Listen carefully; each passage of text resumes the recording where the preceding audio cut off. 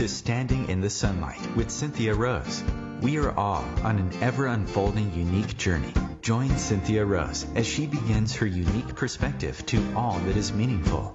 Topics and personalities that support your path, bringing inspiration and passion and heart-centered ways to live a more fulfilling life. A down-to-earth and uplifting sharing of what it means to be spiritual, creative, and living life to the fullest by standing in the sunlight. Born an intuitive medium, Cynthia Rose is also an ordained minister, singer, astrologer, educator, and writer. She has studied the intuitive and healing arts for over 40 years. Rise up and stand in your sunlight now with Cynthia Rose.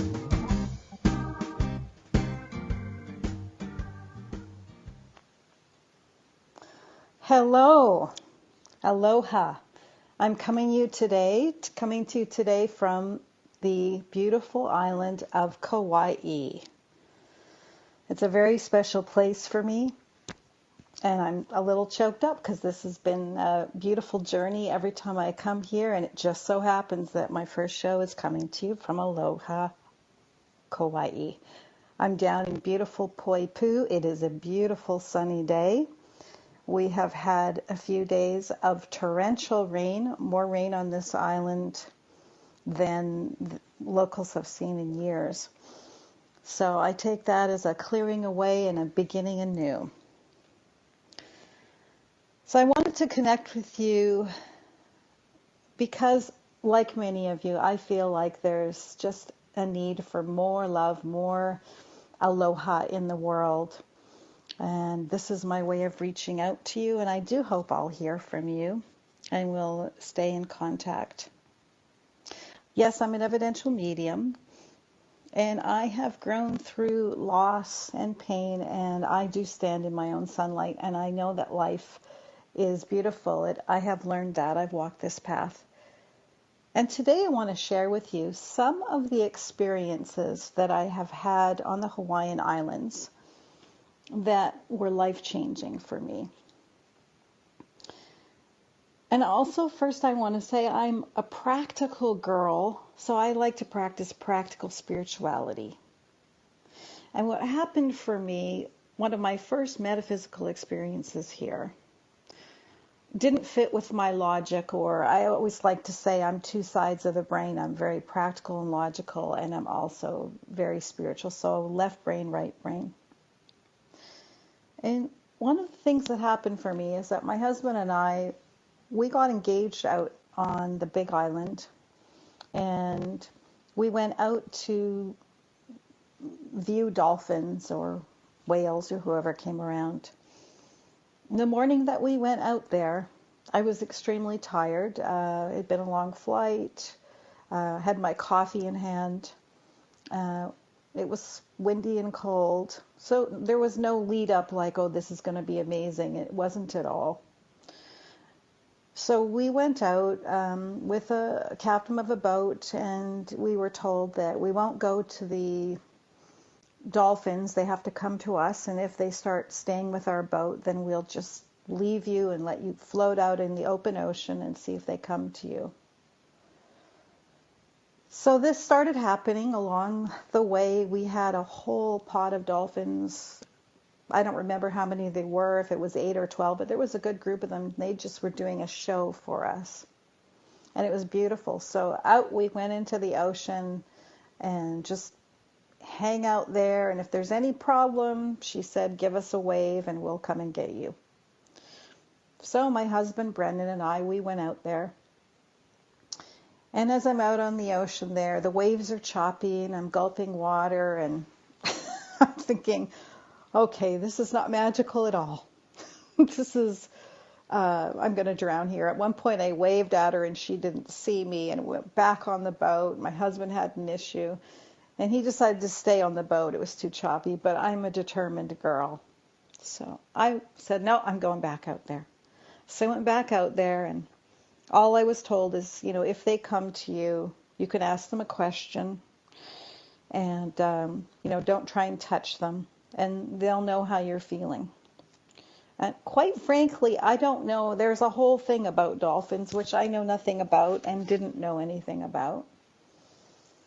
And as I'm out on the open ocean, my water, as I'm bobbing up and down the water in my ears, I'm hearing this, and I'm thinking, well, what's that noise? Well, I look down and the dolphins are swimming around me.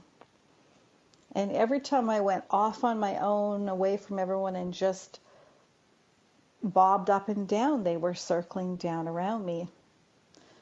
Now, I have to say I didn't really believe that I was going to get a message from the dolphins, but I'm open-minded. Like I say, I'm a practical girl. So at the time, I had lived with terrible chronic pain, and they still hadn't found a cure.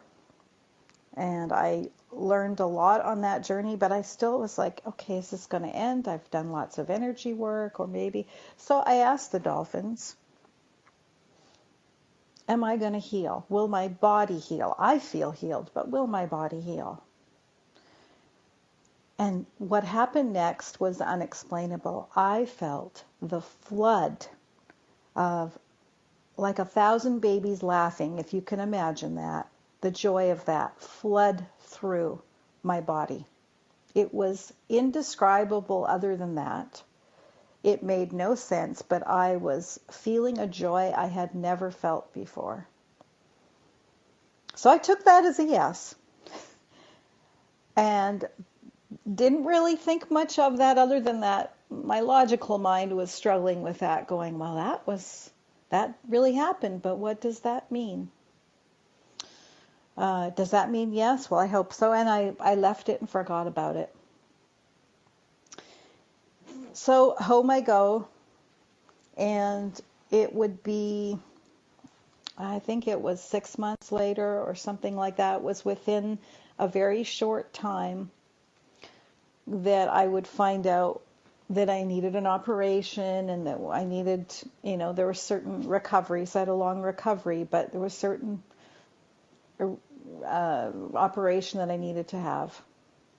And I'm here today. I'm completely healed.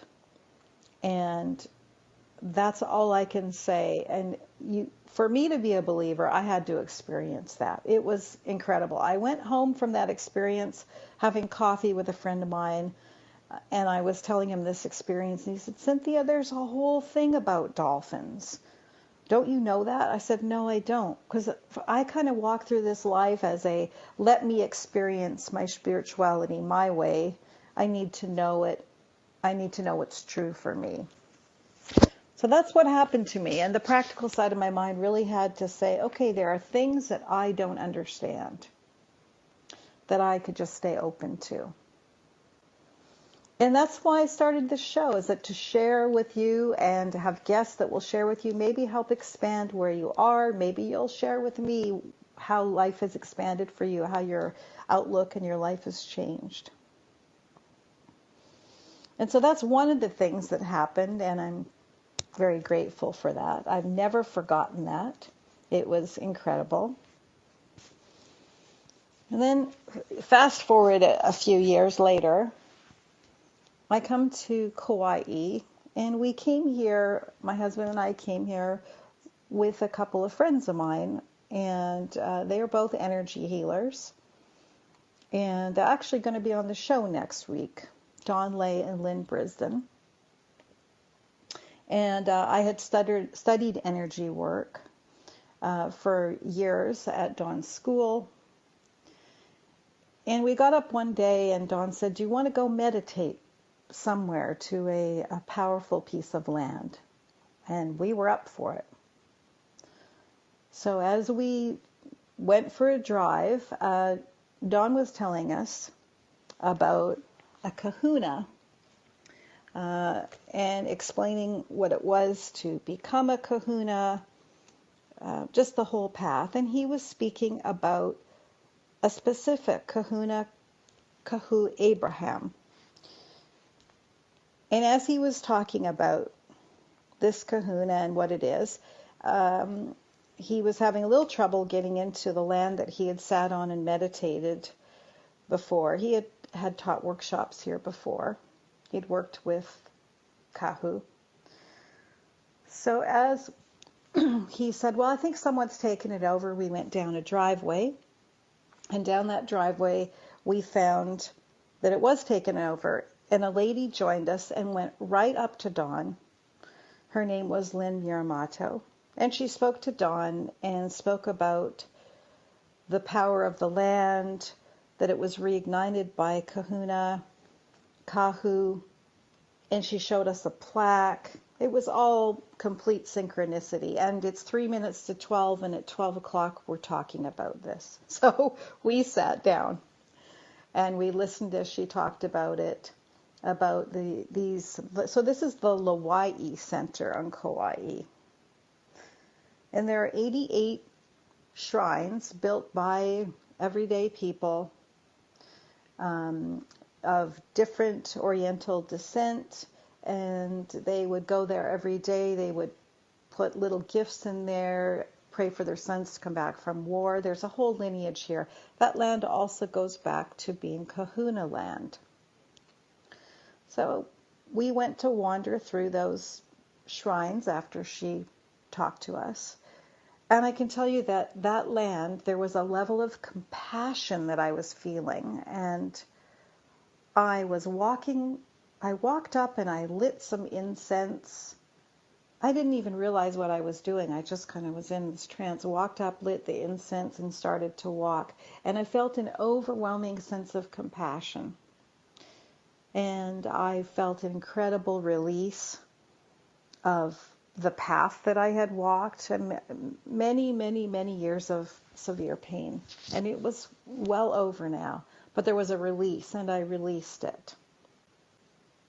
And it was just an incredible experience. The synchronicity of it was beautiful. And the Lawai'i Center, that land is a land of compassion. And they now have a little temple there. You can go in and meditate. And I have been back there many times. And when I go there now, I just sit in a joy that I carry with me always. So that's a couple of what I call the non-logical experiences. They were very spiritual for me. That is just a couple of the experiences that I've had. And I've also had experiences. I've done mediumship here. I'm an evidential medium. And I have to say, when I'm here, salt and water, like grounding here, there's something about not being as grounded here. It's a little bit more work. This island is a healing island. All the Hawaiian islands are beautiful. But I heard somewhere that the healing island for the Hawaiians was Kauai. And I'm down in Poipu, and just west of us is Lawai'i, the Lawai'i Center. And there is some historical talk about the healing waters of Lawai'i. It's just simply beautiful here. So that's just an introduction to some very unpractical experiences that a practical girl had. So here for me is always a spiritual pilgrimage. It's always meaningful for me when I'm here. And it's really, I've come to realize it's just the land, it's just being here. But for the locals and for the people that have settled here, it's a very different experience because we're here visiting. And the Hawaiian people came from here. There are many other nationalities that settled here, and we're tourists here.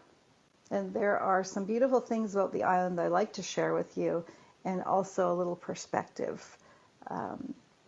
When we're here, we try and honor that we recycle, we try and shop at the farmers markets and support them here, because living here is isolated. Even though we're in the U.S., it's not the mainland, it's on a small island, and everything has to be brought in and brought out.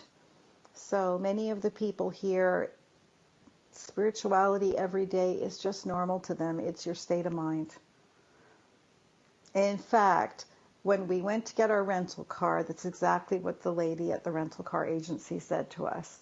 How can you have a bad day here? She said, it's really up to you. When you come here, leave all your worries behind and be present here, because she shared with us that she sees people come here and they're still carrying everything from where they were. If you come here, you've got to experience being here. It's a very special place. And my favorite, there's a chocolate farm here. You can go and watch cacao being grown, learn about the harvesting, taste some that's been grown right here. And I'm a chocolate hound. I'm 85% love my dark chocolate. There's something about me. So one of the things that I love to do too is sit with the turtles. So they nest all along the south coast here and up north, but we love the south coast. And we'll just sit with the turtles and sit in silence. And there are many lessons that I have experienced from turtles here. You watch a turtle out on the ocean crashing down on the waves, they just surrender. And there's no issue. They surrender, they flip, they roll around. They just surrender to the way things are. And I know that we'll be going to a break in a few minutes, so we may get interrupted in this. But one of the things about turtle, to me, turtle means old age here. But I'm going to talk about what it means when we come back. Hold on, I'm looking forward on this after this little break to share that story about the turtles with you.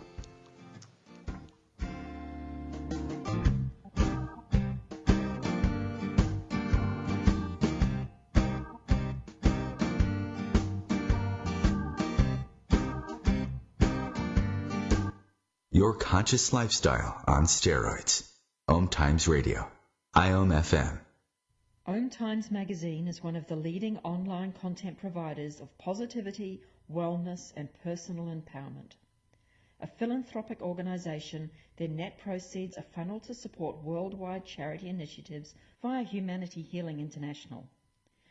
Through their commitment to creating community and providing conscious content, they aspire to uplift humanity on a global scale. Connect at omtimes.com. OMTimes, creating a more conscious lifestyle. Hello, I'm Sandy Sedgbeer, host of OMTimes Magazine's flagship radio show, What is Going On? My passion is sifting through information, research, and innovations from New Thought teachers, speakers, and researchers pushing back the boundaries of what we know about life, energy, metaphysics, and the universe.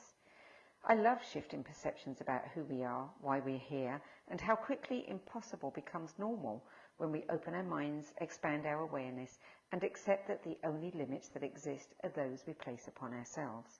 So if you're the kind of forward-thinking, eager investigator of what lies beyond the current reality that most perceive, why not make a date to come play with me in the field of possibilities at 4 p.m. Pacific Time, 7 p.m. Eastern Time every Thursday, and together we can discover what's really going on. Hi, I'm Danica Patrick. Watching my nieces grow, play, and learn is amazing, but not every child gets to be carefree. 1 in 6 kids in the U.S. are hungry. This breaks my heart, and it's something that Feeding America is working to change. Each year, the Feeding America network of food banks rescues billions of pounds of good food that would have gone to waste and gives it to families in need. To help, visit feedingamerica.org. Brought to you by Feeding America and the Ad Council.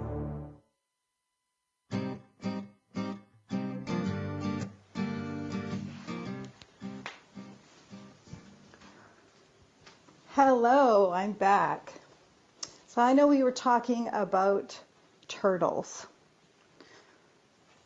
So, like I say, the turtles to me represent, and they have a meaning that's old age. For me, they represent surrender and flow.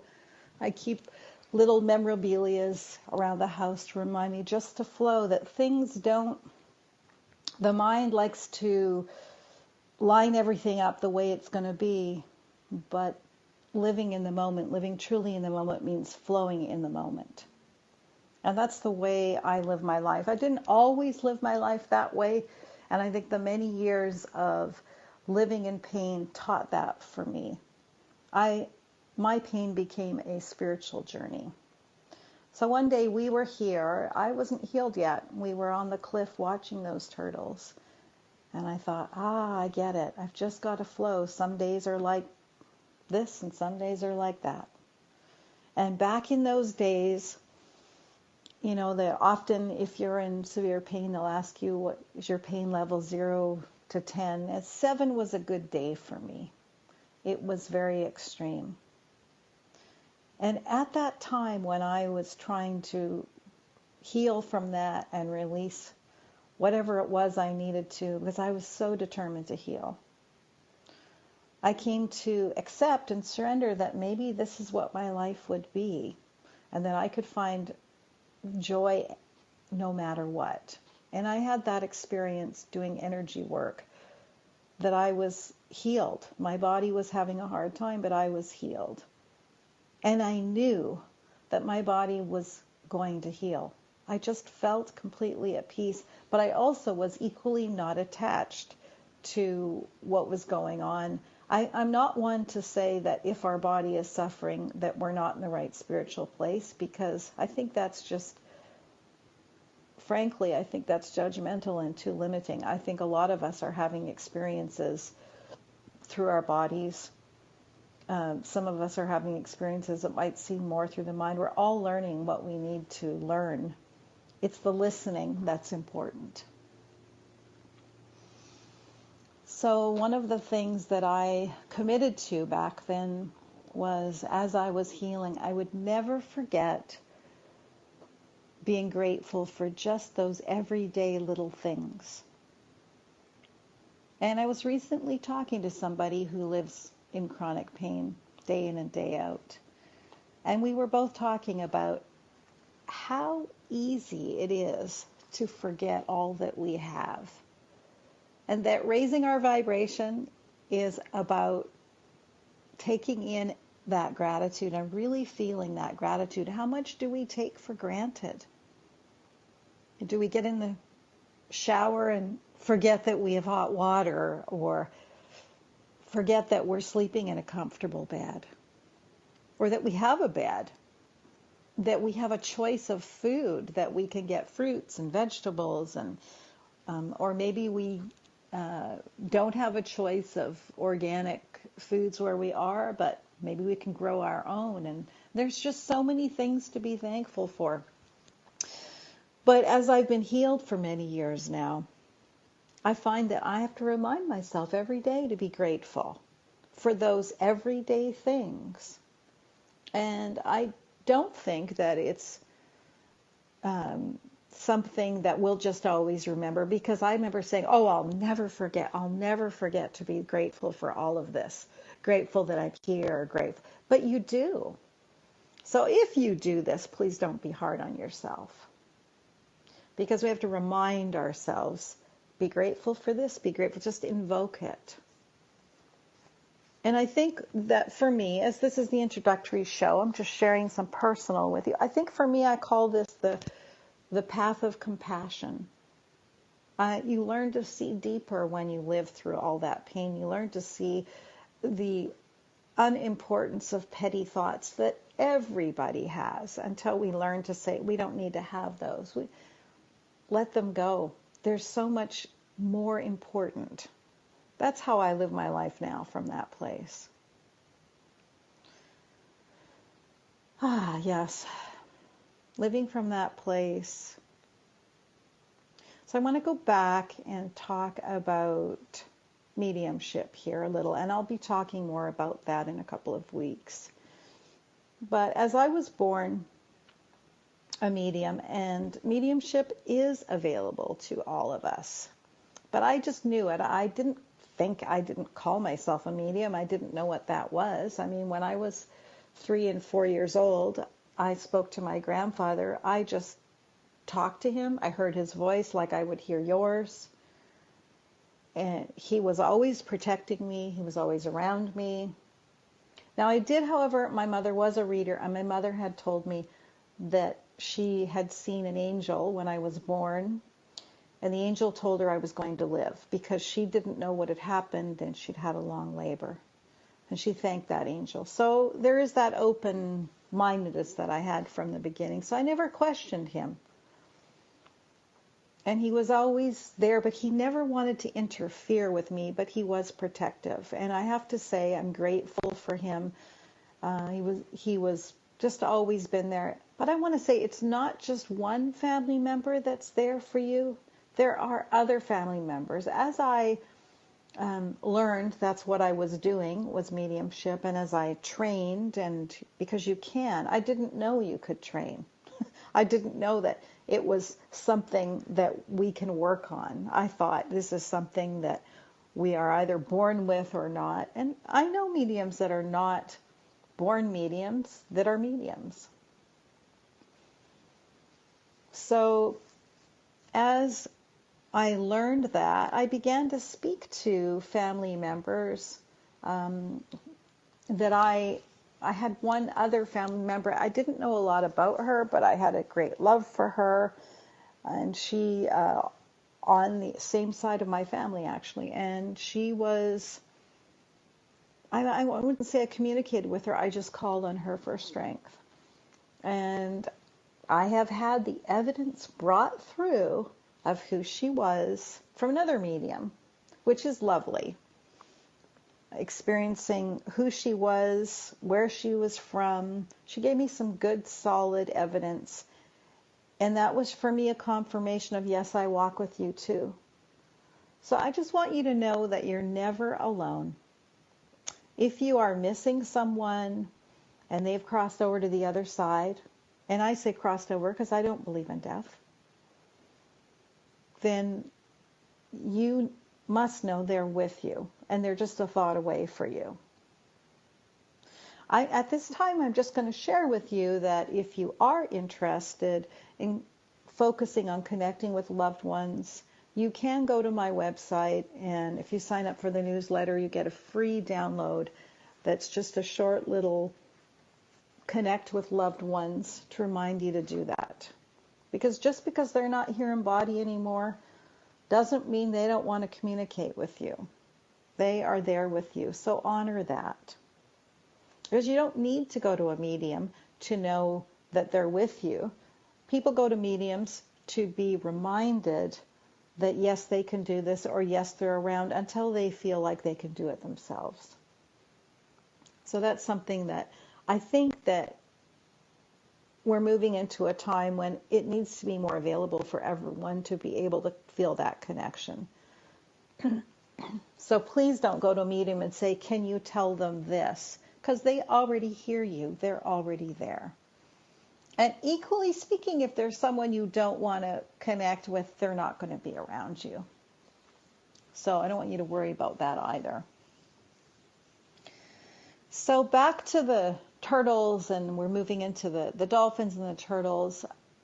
I do believe that we are all connected, and that this connection is sometimes recognized by thinking of someone when they call, or you hear of somebody, something great has happened for them and you're happy for them, or not great and you're not happy for them. There is a connection, and I hope that we move more into a time of honoring this, that we're all connected. Because that feeling of aloneness, that feeling of disconnection, I think is what is the problem of a lot of what goes on in this world, a lot of what we call the darkness in this world. That people forget that we're responsible for each other, we're responsible for our actions, and that there is no separation. And so that's something that I also live my life by, and I see it all the time. You know, yesterday we went for a walk along the beach, and we stopped for a moment. We had a beautiful conversation with someone, and we were just talking about this awareness. The person I spoke with said, yes, I feel a connection with angels. And I thought, how beautiful is that you're speaking to your angels. I speak to my angels. You all have a guardian angel. You're born with that guardian angel. Nobody is more special than anybody else. We just have to rise up, stand in your sunlight, and realize that it's not a chosen one or not a chosen one. It's about being you, more of you. And sometimes being you means cooking for others. Sometimes it might mean creating music. It might mean drawing. It might be doing the ins and outs of daily, something you do for work where you touch another's heart. But everything we do is all part of that collective, and each of it matters. It's all a big system. I like to think of us as, if you look at the lights in the sky or all the stars in the sky, it's all like a big board of lights, and we're all lights in that sky. And when one light goes out, then we have to shine brighter. And one of the things that we have learned over time is that we need to worry for people. And remember now, a thought is energy. This is not new science. This is old. There's many books on this. A thought is energy. So if I have someone in my life who's unwell, and I'm thinking of them and worrying about them, what kind of energy am I really sending them? So our thoughts are important. When we think of someone and we think, oh, they're having a hard time, just send them some love. See them as healed and work to see that as all is divine with them, and send them love. Now, I say that knowing that that can be really hard if somebody is really going through a hard time. But I can tell you that I have had experiences where I've spoken to somebody who is in between. And what I mean by in between, I've often had people with Alzheimer's or memory issues. And I'm like, what side are they on? Okay, you're not here, you're not. They've come to recognize, oh, that's kind of an in between. That's what I call it. And they can connect with the other side, and then they're sometimes connecting here. It's quite interesting if you look at it from a scientific point of view. It would be really lovely if somebody would do a study on that. But I actually spoke to someone as if they were crossed, telling me they were getting ready to cross. Not something I would say I like to share, but I already had the person confirm that was happening. But they were describing to me what the other side was like already, even though they hadn't crossed, and how they were tired of being in that body. And it was like they were half in, half out. I have to say that really blew my mind a little bit more about seeing, okay, there is so much more going on than we realize. And I bring you back to, as I say, I'm practical. Once I have experiences and they make sense, and I trust them. I trust the spirit world. The spirit world is not, it's not separate from, it's not a specific belief or religion or thing, but I've had ministers come through that have crossed over. I've spoken to a Buddhist monk that has crossed over, somebody who didn't believe, so many of different lifetimes here, what people had, and they all have never told me that it isn't beautiful there. So, and yet we weep for those because we lose their physical presence here, but their presence is always here. So that's another reason that I started this show, is that I see people suffering and I see people wanting to know that there is more. And I'm here to tell you, I've lived it. For years, people have told me, you should write a book. And what came to me is it was time to start a show and share some of my experiences. So if you're having some of those, I have a sense that somebody's around me, they probably are. But it's not as woo-woo or strange as some might think. And I encourage you to listen, because listening is the key.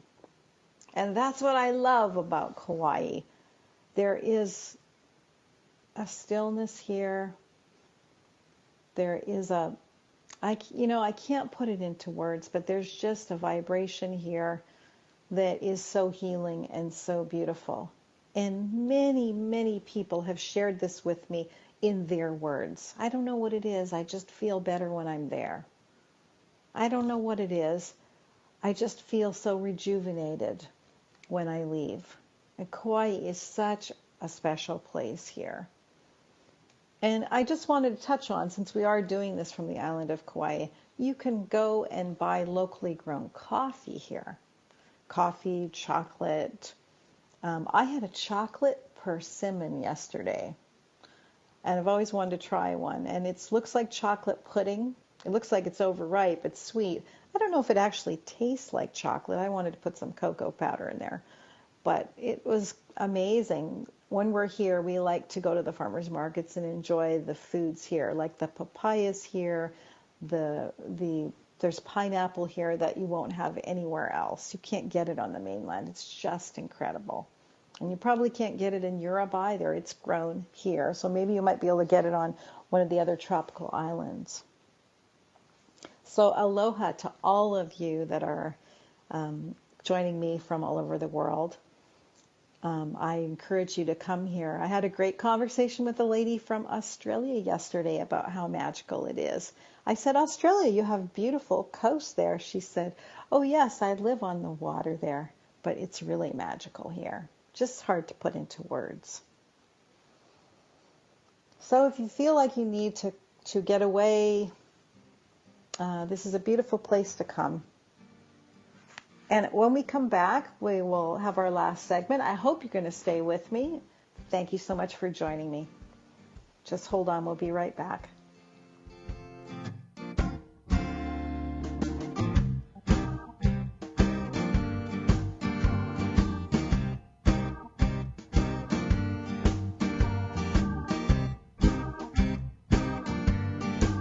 Free your mind with OMTimes Radio, IOM FM. Ascending Hearts is no ordinary dating site, but a spiritual dating site with a purpose, to link you with your soulmate. We engineer the serendipity so you can trust that you will attune with someone that has the same matching vibration as you. Ascending Hearts, the conscious dating site for the spiritually aware. Try Ascending Hearts for free, ascendinghearts.com. Tune in to The Practical Intuitive, Mind, Body, Spirit for the Real World with me, host Robin Fritz, Mondays at 2 p.m. Pacific, 5 Eastern. I'll cover personal and business intuition, animal communication, mediumship, space clearing, past life regression, shamanic insights, energy healing, soul choice, and more, all to help you tap your own intuitive and healing skills. No ifs, ands, or buts. The average time a resume spends on an HR manager's desk is 7 seconds, and most of them are tossed aside. Now imagine if one of those resumes belonged to Yasmin, who was living in a shelter, juggling 3 jobs. I had to be resilient. That's something that you can't teach. We rely so much on a resume, yet it could never tell the full story of someone who had to be independent and take initiative. And that's how I handle every project I get. Discover new ways to develop great talent at gradsoflife.org. Brought to you by Grads of Life and the Ad Council.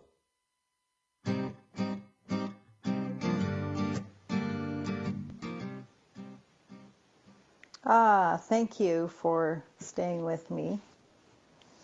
One of the things I wanted to mention that's beautiful here, some of the other wildlife, you can see albatross here, that the only place they nest, I think there's 2 places in the world. And they tend to nest up in the North Shore, up in the Princeville area. There's the lighthouse, you can go and see them there. And I think we're going to drive up and look for them tomorrow. They nest, albatross they have life partners, and if you live up there and they nest in your yard, that's where they're going to be, and you don't touch that area.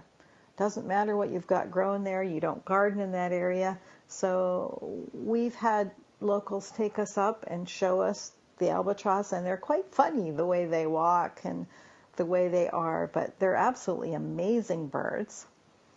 So if you get a chance to see the albatross or go up to the lighthouse up north, it's quite beautiful there too to see these beautiful birds. And I understand that the female, after she gives birth, is that she goes off, or the male sits on the egg too, but she goes off and flies hours somewhere to get some food and is gone for days and days. And so the male and the female, I understand, share in sitting on the egg. It's an equal opportunity marriage.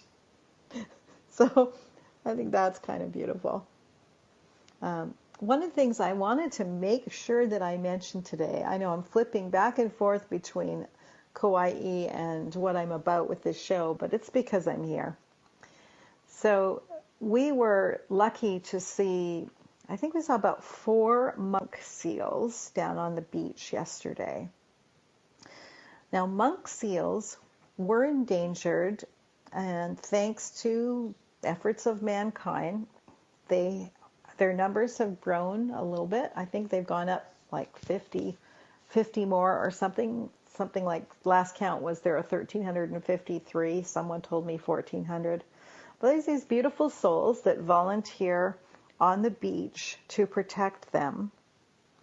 And so we have had discussions with them, and actually yesterday, they tag them at the very bottom. They put a little tiny tag so they can see where they are and help them if need. So yesterday, my husband was able to take a picture with a good camera, and they were able to enlarge it and see the actual tag. So they know that this one was actually a 13-year-old male that was born in 2005. The reason they do this is that what I understand is that monk seals are actually susceptible to human diseases, and they're the only sea mammal that can't sleep in the ocean, interestingly enough. So when they come onto land, they're tired. They can be tired and they can be sick. And so they keep an eye on them to help them. Like, they can get viruses like we get viruses. So they'll cordon off an area, and you can watch them, but you cannot disturb them. And they actually have a sign that says, "Shh, seal is sleeping." So if you stand there and go, "Oh my gosh, look at this," they'll actually open their eyes. They're very light sleepers. So we always try and be respectful, that if they're sleeping, then we let them be. And yesterday was quite a sight, because we saw a turtle and a monk seal together. The turtle climbed right up into this cordoned off area. It's very common to see turtles morning and night, and they have seen a turtle before, but this one probably saw a good spot. Nobody will bother me. So that was kind of interesting to hear a little bit more about the monk seals. It is an offense to touch them. You have to stay, I think, 10 feet away. So thankfully, there are people that volunteer here to sit on the beach and just encourage people not to go too close to them and not disturb them. So I think, with being a light sleeper, and you've got to come on land and people crowd around, and so thankfully this organization is here. They also have like beautiful pods of turtles. I don't know if you say pods or not, but we've sat, and not right with them, but we've sat, and there's counted like 17 turtles. They're all sitting there sleeping, and people like to come up and see them. But if you do, I've been asked to share this, and I'm happy to share this. If you do, don't take your cell phone and shine your light on everyone. Can you imagine if you were trying to sleep and somebody put the cell phone light or a flashlight in your face? Because that's what we sometimes see people doing, and they're there because they're wanting to have a sleep. I believe they can sleep in the water, but for some reason they like to beach themselves, and sometimes they like to bask in the sun. So just let them be, and don't disturb them. They're incredible mammals. reptiles. They're incredible beings. So there's much to see here. The albatross that you won't see anywhere else. Like there's one other place in the world maybe. And of course the turtles and the monk seals. The monk seals are supposed to be solitary animals, thus monk seals. And they do island hop, they do travel a lot. But it's quite beautiful. We got some pictures in the daytime, so those will probably be up on the website at some point. And so that's just a little bit about what it's like to be on Kauai, beautiful fruits and vegetables. And if you come here, feel free to treat it as a spiritual retreat and let the island guide you and flow to what you can experience here. And I'm gonna hop back to this idea of being here as a visitor. Because what's happened over the years is it's gotten very busy traffic-wise, and Kauai is definitely on the map. We meet many people that have only been here once or twice, and we've been coming many years. And one of the things that we want to honor is there is many cultures here that they have to be responsible for all of their waste, support the local farmers markets. It's a very interesting experience to live here. We lived here for a very short time. It's a very different kind of experience. You have to think about it. It's isolated. Many people are not materialistic when they're here. I mean, everybody is or isn't. There's nothing wrong with that. But it's really about the experience of being here. So if you do come here, just, and you can ask your angel to help me have a more spiritual experience, and you will. The people you meet, everything will be perfect. And that's one of the things that I want to, we're in the last segment of the show here. One of the things I want to talk about is energy. I did energy healing work when I was in pain, and it was such a profound teacher for me. I, like many of you, I'm sure, I was empathic as a little girl, very empathic. And I felt things I didn't understand. I would say things I didn't understand, but that's more the mediumship. But I would feel so impacted by other people's feelings and my feelings, and it would be overwhelming. And that can happen to you here too, is that everything that you need to clear can come up. So I did this energy work. I started doing it because I had a very interesting experience. A music producer friend of mine took me to the school that I took energy work with. And I felt like after I had the experience, I was a little skeptical about it all. I had the experience, and then I met my friend for dinner after. And I could feel this energy pouring out of my head. I said to my friend, we've been sitting here for an hour having dinner, and I can feel heat pouring out of my head, and it's been an hour. I really can't tell you what that was. I can't explain it to you, but that's what happened. I became very aware of my energy field, and I truly believe that if you do have pain, if you do energy work and really tune in and really learn to use that, you can learn to release a lot through energy work. It just became a fine-tuning for me. Then everything was heightened for me in a big way. My empathicness, I was able to release a lot of, when I would feel somebody was sad or I'd feel worried for somebody, I would hold on to that. And I learned through energy work to release it. So I'm really a proponent of learning energy work.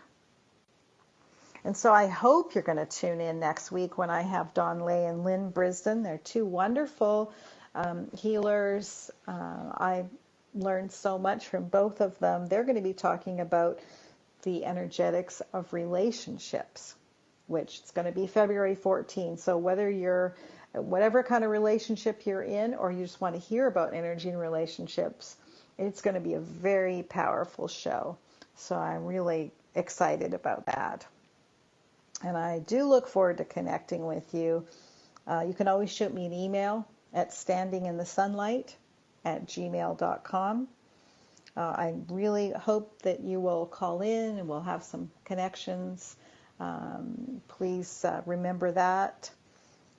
And I would love to hear if you've had some experiences here, or if you had some experiences with healing and energy work, with pain or whatever you've healed from. Because I think this is really important that we share our stories. Because it just goes beyond. And I just remind you, I was somebody who was told I would never be healed, that I would always have pain, and it was just going to be the way it is.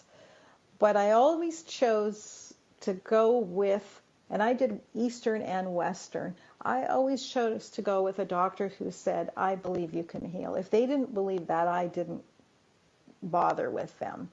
I went with somebody, and I'm forever grateful to a doctor who was an osteopath who was able to, he actually is a medium, but he doesn't tell people he's a medium, and he would often feel things or know things. He would never share that, but I shared with him that just a little bit, that I had these gifts, and then he showed me a crystal, and I went, oh, okay, so you understand. And he sent me for some beautiful sound healing. It was absolutely incredible. And the experiences I had there, I had past life experiences that came forth from that sound healing. It was unexplainable. So like I say, I'm a practical girl. I'll be sharing in this show. We'll have different guests that I believe are standing in their sunlight and doing that to help you. Because remember, if we all stand in our sunlight, then we can help others too. We've got to be bright lights for ourselves first and then for others. So it's with great gratitude that I'm so excited to be here on OMTimes Network. And I'm looking forward to connecting with you on the show through email. I'm going to be leaving you with this song that the show comes from, that was written on the island of Kauai. And it's called Standing in the Sunlight. Aloha, mahalo. Thank you. Possibilities. I choose the open road, trusting what I cannot see. Destination unknown. Breathing in this love inside. It keeps me in the flow. I wake in love with life. So alive, I just know I'm standing in the sweet sunlight. Doesn't matter what the weather's like. Golden rays are now crystallized in my heart, liquefied.